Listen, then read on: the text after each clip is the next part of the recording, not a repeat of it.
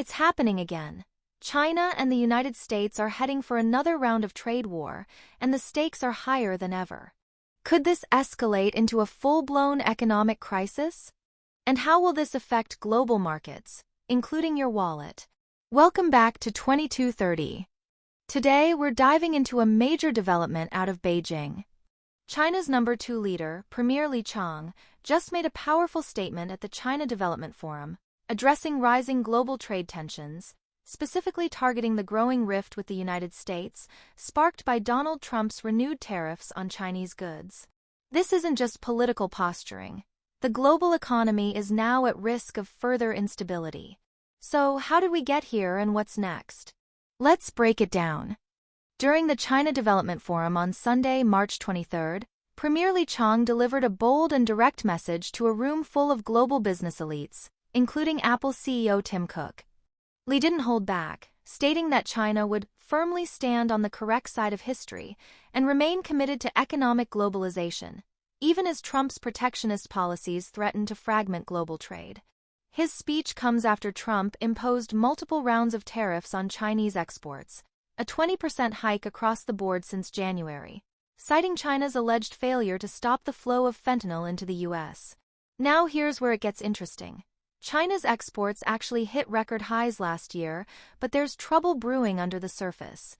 Recent economic data shows a mixed picture. Retail sales increased moderately, but unemployment hit a 2-year high.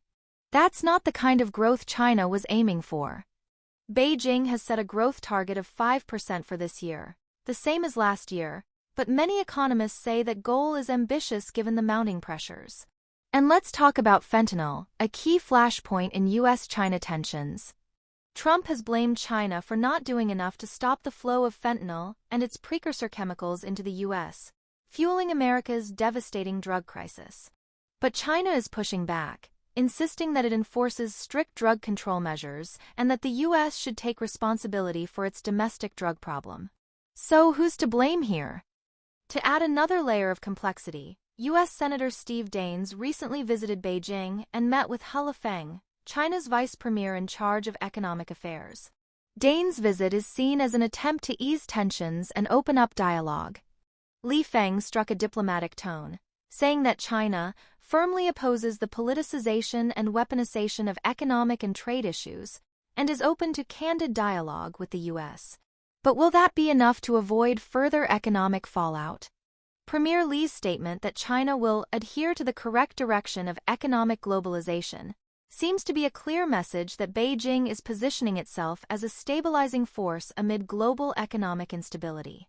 But is that even possible when Trump's trade policies are disrupting the global supply chain and causing ripple effects across markets?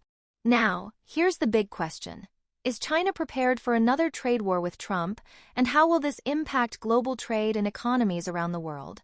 Do you think Beijing's strategy to position itself as a defender of multilateralism will work, or is this just diplomatic posturing?